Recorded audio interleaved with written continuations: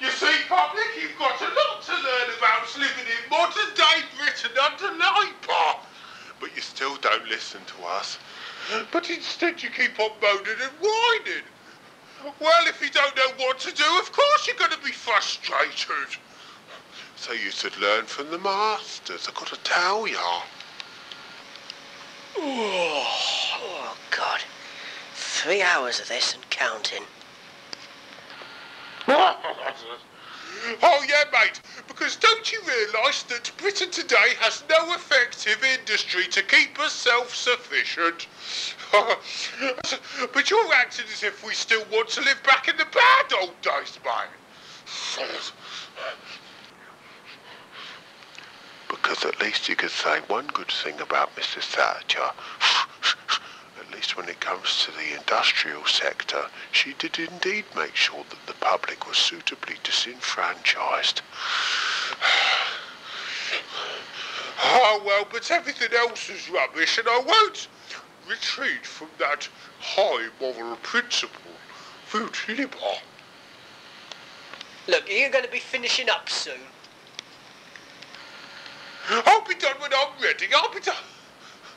Don't you realise that I'm recording a very, very interesting and very important election address to be broadcast next year? For the public's own enlightenment. So maybe, just maybe, they won't dump Labour at the next general election. Bloody oafs that they are. So if I'm being caring by doing this, you know, by taking the time out to explain a few things to them. But I've only got a limited amount of tape, so I'll continue.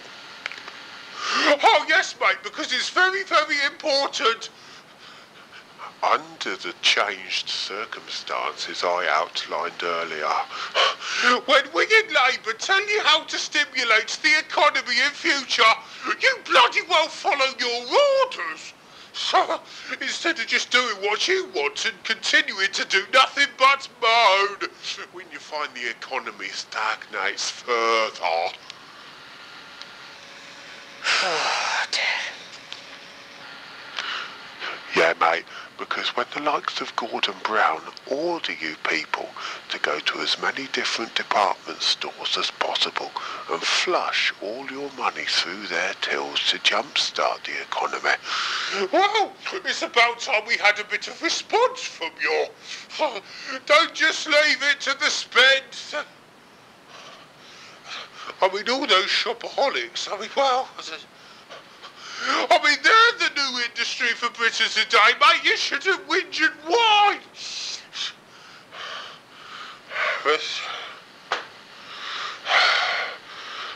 Saving your money and being frugal.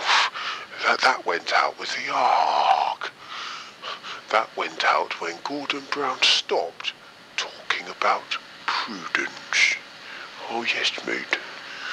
He led by example, mate.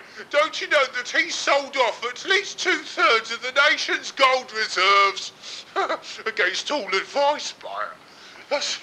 But no, you don't want to follow. You don't like the idea of having a nice, healthy economy.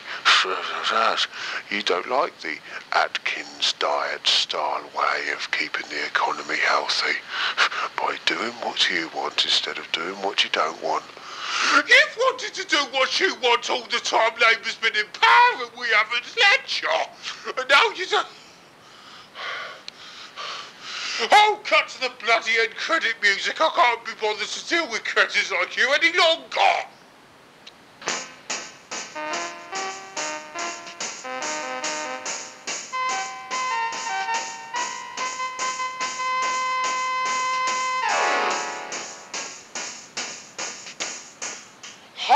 Wasn't that a wonderful production?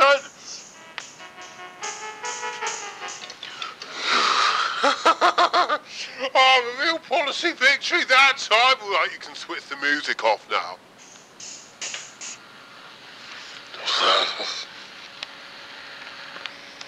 Yes, Johnathan, another winner. Well, it is compared to your other works, anyway. Which can only prove this is going to be a spectacular success when it hits the eardrums of the big earth. So, you could have paid more attention though. Oh yes, mate, instead of just reading your magazine.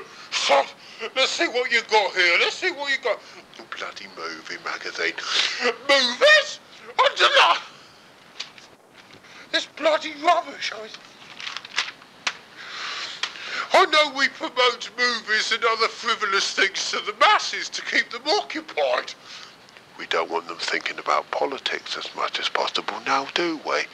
Oh, what's the point in them dabbling in things they don't understand? They only misconstrue everything. As our emotional and intellectual pain can testify. But you're working for me in my bloody office, man. I mean, look at... Living in a false world of illusion.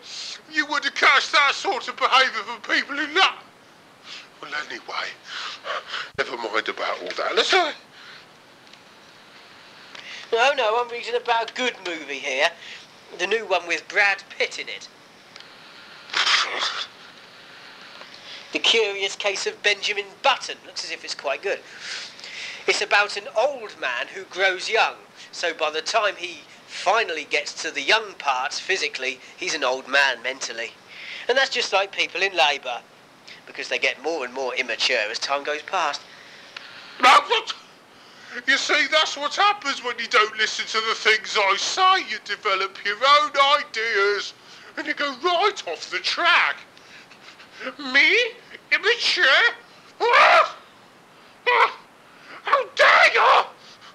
What possible shred of evidence could you possibly concoct of it? No, I shall not rise to your bait.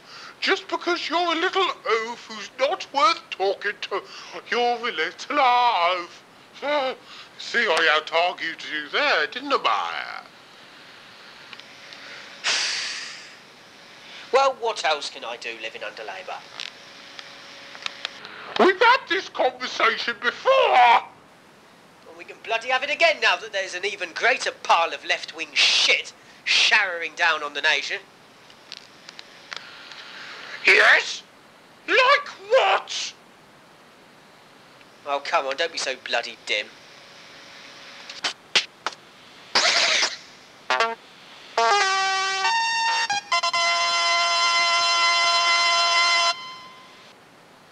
Yes, public, and welcome to the segment of the programme I am proud to call Vote Labour!